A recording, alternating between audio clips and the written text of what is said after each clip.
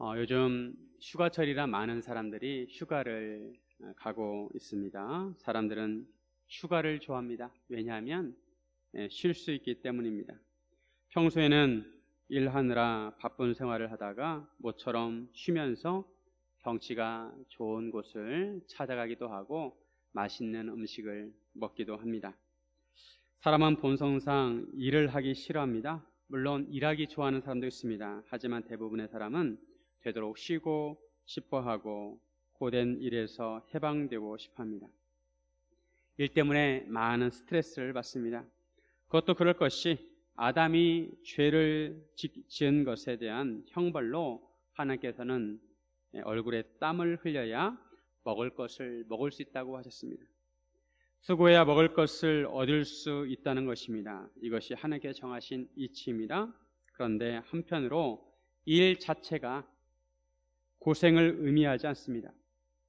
하나님께서 천지를 창조하시고 인간이 죄를 짓기 이전에 하나님께서는 아담에게 일을 시키셨습니다.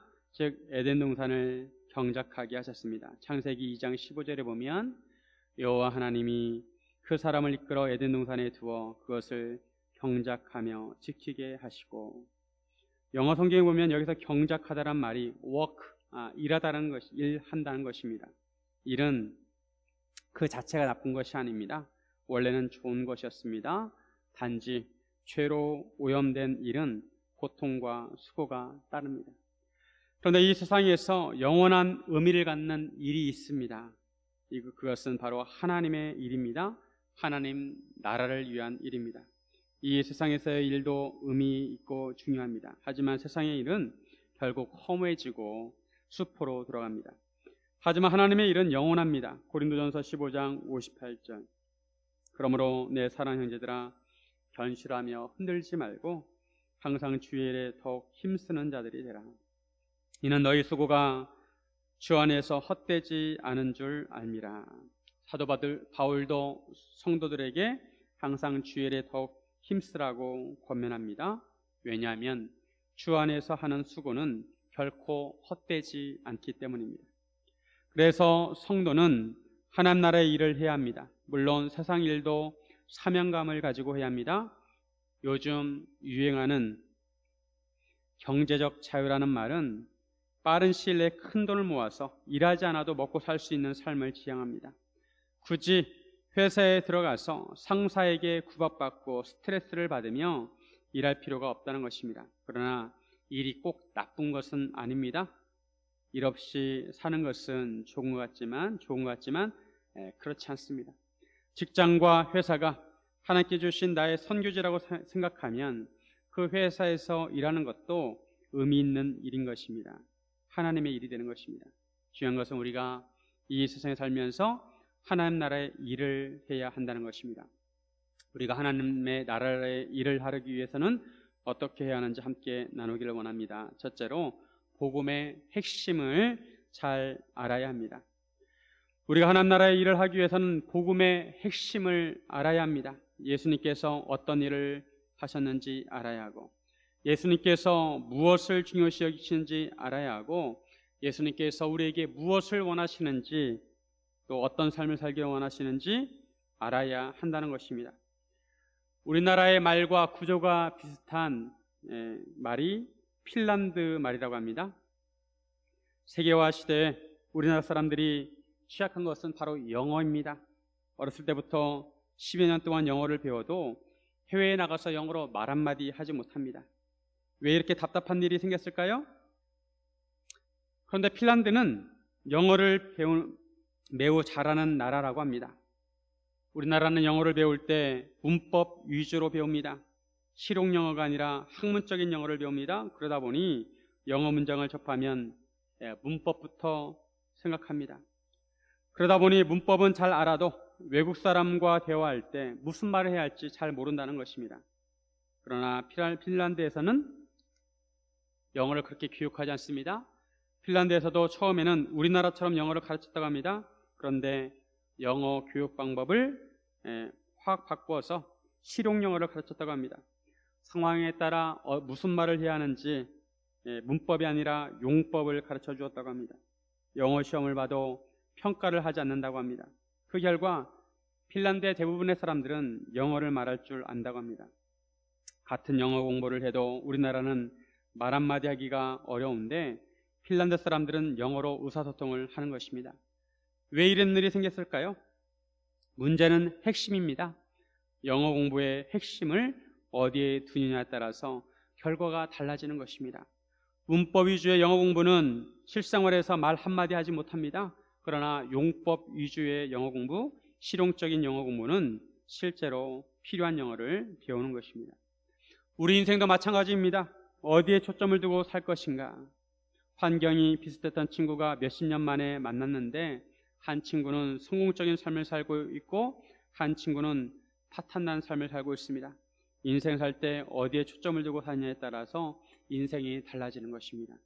물론 인생을 평가할 때도 어디에 초점을 두고 평가하느냐에 따라 그것이 중요할 것입니다. 우리가 하나님의 일을 할 때도 마찬가지입니다. 핵심을 잘 파악해야 합니다. 복음의 핵심을 파악해야 하고 하나님 나라의 핵심을 파악해야 합니다. 그래야 하나님의 나라의 일을 할 수 있는 것입니다. 어떻게 하나님 나라의 개념을 모르고 하나님 나라의 일을 할 수가 있겠습니까? 예수님의 제자들은 복음의 핵심을 잘 파악했을까요? 하나님 나라의 일의 핵심을 잘 파악했을까요? 핵심을 파악한다는 것은 그 일을 이해한다는 것입니다. 그런데 오늘 본문에 보면 예수님의 제자들은 아직도 하나님 나라의 핵심을 제대로 파악하지 못하는 것을 알 수 있습니다. 오늘 본문 3절에 보시면 그가 고난받으신 후에 또한 그들에게 확실한 많은 증거로 친히 살아계심을 나타내사 40일 동안 그들에게 보이시며 하나님 나라의 일을 말씀하시니라. 예수님께서 십자가에 못 박혀 돌아가셨습니다. 그리고 3일 만에 부활하셨습니다. 예수님은 부활을 믿지 못하는 제자들에게 여러 번 나타나셨습니다. 그리고 예수님의 부활이 허구가 아니라 실제라는 것을 확실하다는 것을 증거하셨습니다. 예수님은 죽은 것이 아니라 살아계시다는 것을 보여주셨습니다. 그리고 예수님은 부활 후에 40일 동안 제자들에게 보이시면서 하나님 나라의 일을 말씀하십니다. 예수님은 3년 반 동안 제자들을 데리고 다니시면서 하나님의 말씀을 가르치셨습니다. 그런데도 답답하게 예수님의 제자들은 예수님의 가르침을 제대로 이해하지 못했습니다. 예수님은 분명히 십자가에 달리시고 3일 만에 살아나실 것을 여러 번 말씀하셨는데 제자들은 그것을 이해하지 못했습니다. 그래서 예수님이 잡히실 때 제자들은 하나같이 다 도망갔습니다. 제자들은 예수님의 가르침의 핵심을 알지 못했던 것입니다. 여러분은 예수님의 가르침의 핵심을 알고 계십니까? 예수님의 가르침의 핵심은 무엇일까요? 그 핵심은 바로 오늘 본문 3절에 있습니다. 예수님은 부활하셔서 제자들에게 보이시면서 40일 동안 특별 과외를 하십니다. 그 핵심은 바로 하나님의 나라입니다. 하나님의 나라의 일을 말씀하셨습니다. 예수님의 가르침의 핵심은 바로 하나님의 나라입니다. 예수님께서 사역을 시작하실 때 하나님의 나라를 강조하셨습니다. 마태복음 4장 17절 이때부터 예수께서 비로소 전파에 이르시되 회개하라 천국이 가까이 왔느니라 하시더라. 천국을 풀었으면 하나님의 나라입니다. 제자들은 그 핵심을 알아야 했습니다. 핵심을 알지 못하면 헛다리를 짚습니다. 예수님께서 이제 곧 승천하셔야 합니다. 예수님은 사도들을 모으셨습니다. 그때 제자들이 예수님께 질문합니다. 6절에 보시면 그들이 모였을 때 예수께 여쭈어 이르되 주께서 이스라엘 나라를 회복하심이 이때니까. 제자들은 여전히 예수님께서 왕이 되실 것을 믿었습니다. 맞습니다. 예수님은 만왕의 왕이십니다. 그런데 제자들은 여전히 예수님께서 땅에 있는 이스라엘의 왕이 되는 것으로 생각을 했습니다. 제자들은 여전히 부활하신 예수님께서 이스라엘의 왕이 되시고 이스라엘 나라를 정치적으로 회복하실 것이라고 생각을 했습니다. 제자들이 가지고 있는 하나님 나라의 개념은 이스라엘의 회복이었습니다. 땅에 있는 이스라엘의 회복이었습니다. 구약에 보면 이스라엘의 회복에 대해서 예언하고 있습니다. 그때가 되면 하나님께서 이스라엘을 회복시키시고 온 열방이 이스라엘에게 올 것을 예언하고 있습니다. 하지만 그 말씀은 정체적인 회복이 아니라 영적인 회복을 의미하는 것입니다. 이런 오해 때문에 제자들은 부활하신 예수님께서 하나님 나라의 일을 말씀하시는데 그 말씀을 이스라엘의 정치적인 회복으로 이해한 것입니다. 그들은 핵심을 파악하지 못했습니다. 그래서 이스라엘이 정치적으로 회복하는 때가 이때냐고 물었던 것입니다. 이제 곧 승천하셔야 하는 예수님께서 얼마나 답답하셨을까요? 예수님께서 말씀하시기를 때와 시기는 아버지의 권한이라고 하십니다. 너희가 알 바 아니라고 하십니다. 예수님의 가르침의 핵심은 하나님 나라의 일입니다. 그럼 하나님 나라는 무엇입니까? 제자들이 생각하는 이스라엘의 국가의 독립이 아니라 하나님께서 통치하신 나라가 바로 하나님의 나라입니다. 제자들은 그 핵심을 파악하지 못해서 자기들의 생각에 갇혀 있었습니다. 그러나 예수님은 우주적인 하나님의 통치가 이루어지는 하나님의 나라에 대해서 말씀하신 것입니다. 하나님의 나라는 우리나라 강원도만한 이스라엘의 독립을 의미하는 것이 아닙니다. 온 세계 사람들이 예수님을 주님으로 시인하고 하나님의 말씀에 순종하는 나라입니다. 예수님께서 이런 하나님의 나라를 이루시려고 복음을 열고 이 땅에 오셨습니다. 우리가 하나님 나라의 일을 하려면 복음의 핵심을 잘 파악해야 합니다.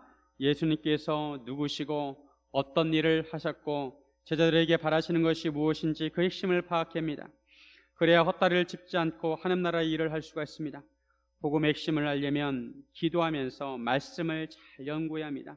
말씀을 제대로 이해하지 못해서 이단들이 생기는 것입니다.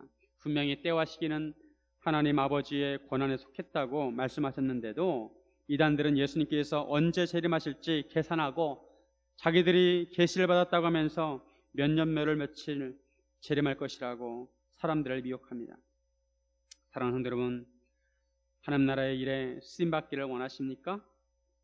우리가 하나님 나라의 일을 할 수 있다는 것은 영광입니다. 우리가 하나님 나라의 일을 하기 위해서는 먼저 복음의 핵심, 하나님 나라의 핵심을 파악해야 합니다. 사랑하는 여러분, 말씀을 통해 하나님 나라의 핵심을 아시기를 주님의 이름으로 축원드립니다. 둘째로 성령의 권능을 받아야 합니다. 우리가 하나님 나라의 일을 하기 위해서는 성령의 권능을 받아야 합니다. 권능은 힘이라고 할 수가 있습니다. 예수님께서는 이미 예루살렘에서 승천하실 것을 알고 계셨습니다. 누가복음 9장 51절에 예수께서 승천하실 기약이 차감해 예루살렘을 향하여 올라가기로 굳게 결심하시고, 즉 예수님은 십자가에 돌아가시기 전에도 예루살렘에서 승천하실 것을 알고 계셨던 것입니다. 예수님께서는 승천하시기 전에 제자들과 함께 모여서 그들에게 분부하십니다. 4절에 보시면 사도와 함께 모이사 그들에게 분부하여 이르시되 예루살렘을 떠나지 말고 내게서 들은 바 아버지께서 약속하신 것을 기다리라. 예수님은 제자들에게 예루살렘을 떠나지 말라고 하십니다. 그러시면서 하나님 아버지께서 약속하신 것을 기다리라고 하십니다. 이에 대해서 예수님께서는 제자들에게 이미 말씀하신 바가 있습니다. 제자들도 들었습니다. 요한복음 14장 26절에 보면 보혜사 곧 아버지께서 내 이름으로 보내실 성령 그가 너희에게 모든 것을 가르치고 내가 너에게 말한 모든 것을 생각나게 하리라. 예수님께서는 이제 승천하십니다. 그리고 예수님께서 성령을 보내주실 것입니다. 그리고 제자들이 성령 세례를 받을 것이라고 말씀하십니다. 요한은 물로 세례를 베풀었지만 너희는 몇 날이 못되어 성령으로 세례를 받으리라. 세례를 받는다는 것은 그 의미를 보면 물속에 푹 잠긴다는 것입니다. 예수님께서도 세례요한에게 물세례를 받으셨습니다. 물속에 잠기셨습니다. 물속에 잠기는 것을 물세례라고 합니다. 다만 장로교에서는 약식으로 물을 머리에 뿌립니다. 이와 같이 성령 세례는 우리가 성령님께 잠기는 것을 말합니다. 성령님께서 우리 안에 내주하셔서 우리가 성령님의 온전한 통치를 받는 것을 말하는 것입니다. 성령 세례는 성령 충만과 다릅니다. 성령 세례는 성령님께서 우리 안에 임하시는 것을 말하고 성령 충만은 성령님께서 우리 안에 온전히 충만한 것을 충만하게 역사하시는 것을 말합니다. 여러분은 성령 세례를 받으셨습니까? 우리가 성령 세례를 받았다는 것을 어떻게 알 수 있습니까? 누군지 성령이 아니고서는 예수님을 주로 시인할 수 없습니다. 고린도전서 12장 3절에 보면 그러므로 내가 너희에게 말하노니 알리노니 하나님의 영으로 말하는 자는 누구든지 예수를 저주할 자를 하지 아니하고 또 성령으로 아니하고는 누구든지 예수를 주시라 할 수 없느니라. 누군지 예수를 주라고 시인하면 그 사람은 성령세를 받은 자입니다. 물론 진실로 예수님을 주라고 시인해야 합니다. 예수님은 제자들에게 성령이 오실 때까지 예루살렘을 떠나지 말고 기다리라고 하십니다. 왜 예루살렘을 떠나지 말라고 하셨을까요? 제자들은 대부분 갈릴리 사람들입니다. 예수님이 승천하시면 그들은 자연스럽게 고향으로 돌아갈 것입니다. 그런데 예수님은 예루살렘을 떠나지 말라고 하십니다. 왜냐하면 예루살렘에서 새 역사가 시작되기 때문입니다. 성령님이 오시면 그들이 성령세를 받고 권능을 받게 될 것입니다. 8절에 보면 오직 성령이 너희에게 임하시면 너희가 권능을 받고 예루살렘과 온 유대와 사마리아와 땅까지 이르러 내 증인이 되리라 하십니다. 무슨 말이냐면 성령이 임해야 하나님 나라의 일을 할 수 있는 권능을 받을 수 있다는 것입니다. 성경에 다이너마이트와 연관된 단어가 있는 것을 아십니까? 다이너마이트. 그 유명한 노벨상을 받는 노벨이 다이너마이트를 발명했습니다. 다이너마이트는 폭약입니다. 단단한 암석을 파헤칠 때 다이너마이트는 효과적입니다. 다이너마이트가 폭발하면서 강한 힘을 발산하기 때문에 단단한 암석도 폭파시켜버립니다. 이런 다이너마이트와 연관된 단어가 바로 권능입니다. 권능이란 단어를 보면, 원어를 보면 듀나민, 헬라어로 듀나민인데 이 듀나민의 원형 듀나미스에서 다이너마이트라는 단어가 나왔습니다. 즉 우리에게 성령이 임하시면 우리가 권능을 받고 폭발적인 하나님 나라의 일을 할 수 있는 힘을 받게 된다는 것입니다. 성령님께서 주시는 권능은 다이너마이트보다도 더 큰 힘이고 폭발적인 힘을 의미합니다. 그런 능력을 우리에게 주셔서 하나님의 나라의 일을 감당하게 하신다는 것입니다. 예수님은 사역을 하실 때 못 고치신 병이 없으시고 귀신들을 다 쫓아내시고 죽은 자를 살리시고 폭풍을 잠잠하게 하시고 보리떡 5개와 물고기 2마리로 5,000명을 먹이셨습니다. 얼마나 큰 능력을 행하셨는지 모릅니다. 아무리 인류 문명이 발달했어도 자연의 힘 앞에서는 무력해지는 것을 볼 수 있습니다. 쓰나미 한 번만 지나가면 모든 것을 다 집어삼킵니다. 강력한 폭풍이 몰아치면 모든 것이 다 날아가 버립니다. 그런데 예수님의 권능은 그런 폭풍도 잠잠하게 하십니다. 예수님께서는 승천하시면서 제자들에게 그런 성령의 권능을 받게 될 것이라고 하십니다. 실제로 사도행전을 보면 제자들이 성령의 권능을 받아서 예수님처럼 걷지 못하는 자를 걷게 하고 병든 자를 고치고 심지어는 죽은 자를 살려내기까지 하였습니다. 놀라운 권능이 아닙니까?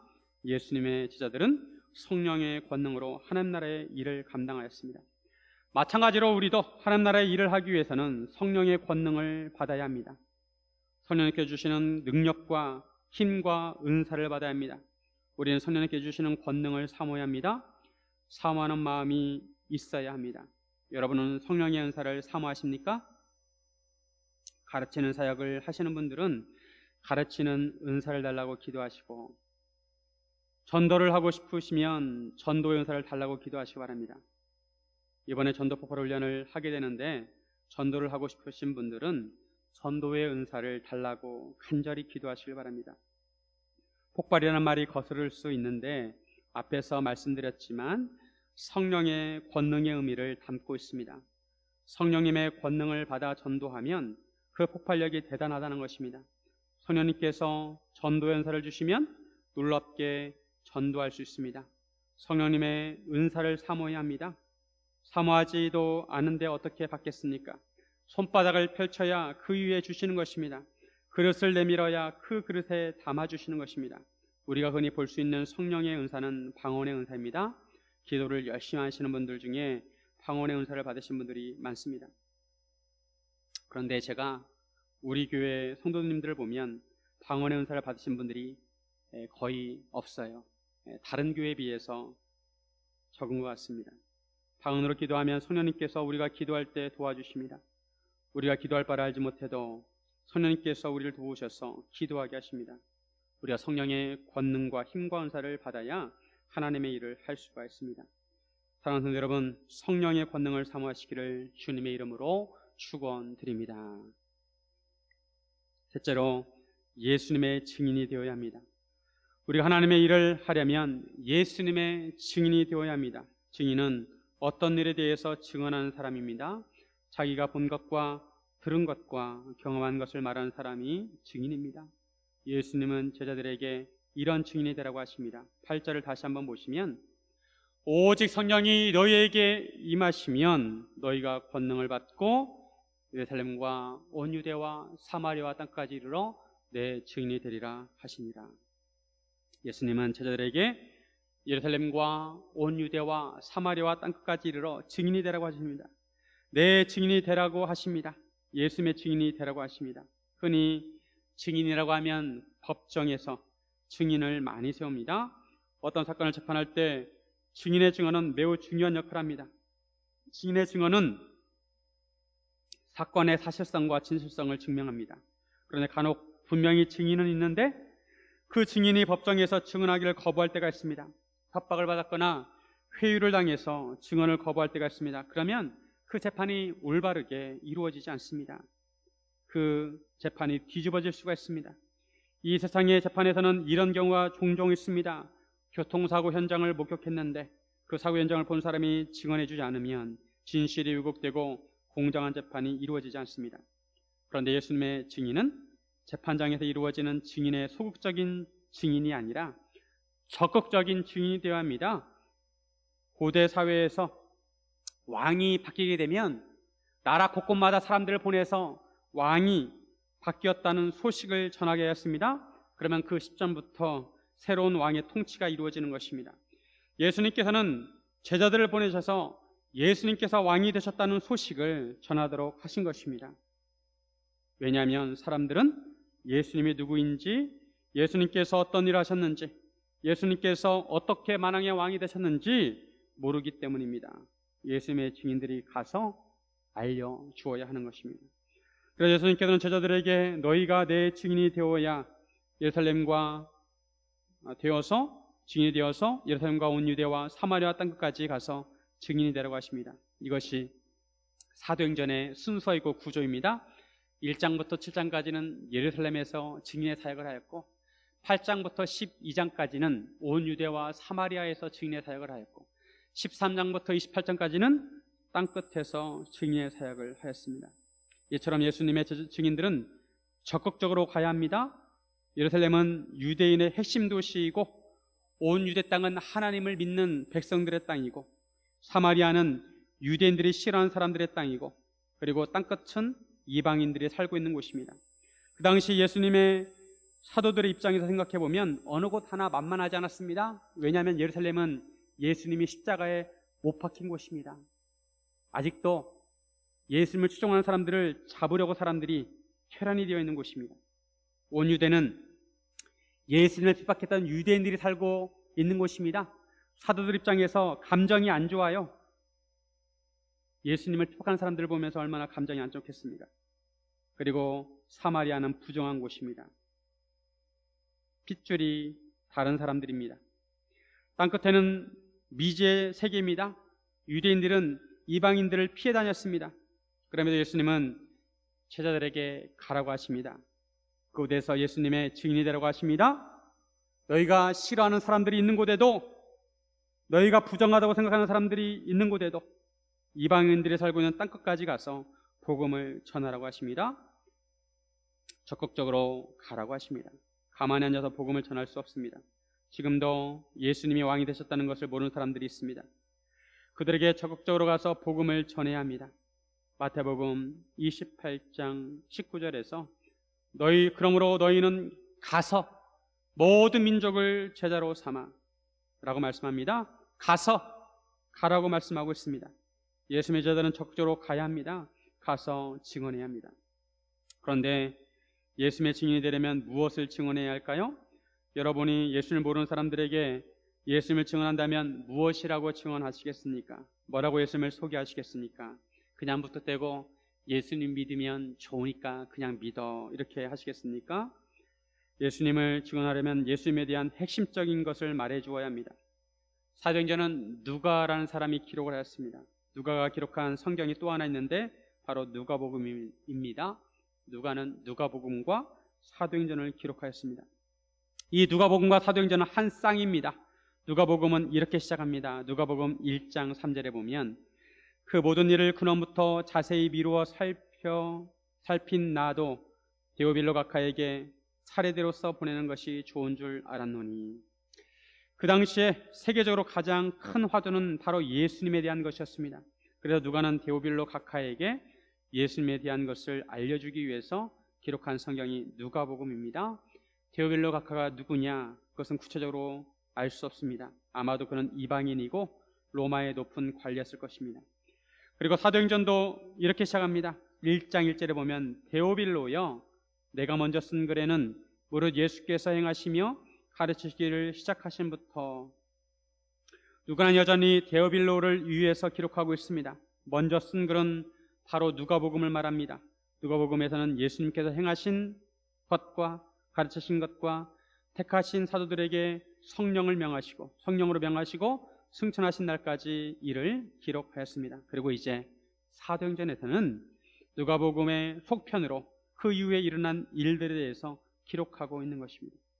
누가는 이렇게 함으로 인해서 데오빌로에게 예수님을 증언하고 있습니다. 예수님의 명령을 따라서 누가는 예수님의 증인이 되어서 데오빌로에게 예수님에 대해서 증언하고 있습니다. 그래서 데오빌로로 하여금 예수님을 믿도록 한 것입니다. 데오빌로는 그 뜻을 보면 하나님을 사랑하는 자라는 뜻을 가지고 있습니다. 물론 누가는 모든 사람에게 예수님을 증언하고 있습니다. 이런 증언의 과정을 통해 우리도 예수님을 믿게 되었고 또한 우리도 누군가에게 예수님을 증언해야 합니다. 우리가 증인이 되어야 합니다. 여러분은 어떻게 예수님을 증언하시겠습니까? 여러분 지금까지 누구에게 어떻게 증언하셨습니까? 만약 증언할 수 없다면 훈련을 받아야 합니다. 훈련을 받아서라도 예수님을 제대로 증언해야 합니다.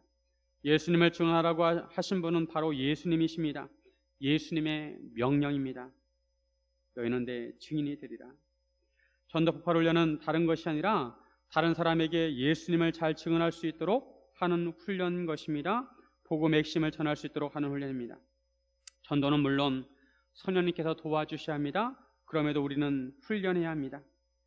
예수님께서 죽은 나사로를 살리실 때도 예수님께서 죽은 나사로를 살리셨지만 그 무덤 입구를 막고 있는 돌은 사람이 옮겨야 했습니다. 이번 올림픽 때 보니까 한국 양궁은 정말 대단한 것 같습니다. 얼마나 활을 잘 쏘는지 화살이 관역에 꽂혀있는 화살을 맞추었습니다. 지난 7월 25일 양궁 혼선팀이 4강전을 했는데 김재덕 선수가 쏜 화살이 10점을 쏘았습니다. 그리고 뒤이어서 안산 선수가 쏜 화살이 10점에 꽂힌 김재덕 선수의 화살을 맞춘 것입니다. 저는 화살이 화살을 맞췄다는 얘기를 홍길동 동화에서만 들었었는데 정말 기가 막힌 실력이라고 할 수가 있습니다. 일명 이 화살을 로빈훗의 화살이라고 해서 국제올림픽위원회 박물관에 전시된다고 합니다. 얼마나 화살을 잘 쏘면 그렇게 할 수 있을까요? 한편으로 얼마나 훈련을 많이 했으면 그 정도 실력을 가졌을까요? 한국 양궁 선수들은 일부러 악조건을 만들어 놓고 훈련을 한다고 합니다. 그래야 어떤 상황에서도 10점을 쏠 수가 있습니다. 복음을 전하는 것도 똑같습니다. 저절로 되는 일은 없습니다. 하나님께서는 주시기로 하신 것도 구하라고 하셨습니다. 복음을 전하는 것도 우리가 최선을 다해야 합니다. 어떻게 해야 복음을 잘 전할 수 있는지 연습하고 훈련해야 복음을 잘 전할 수 있는 것입니다.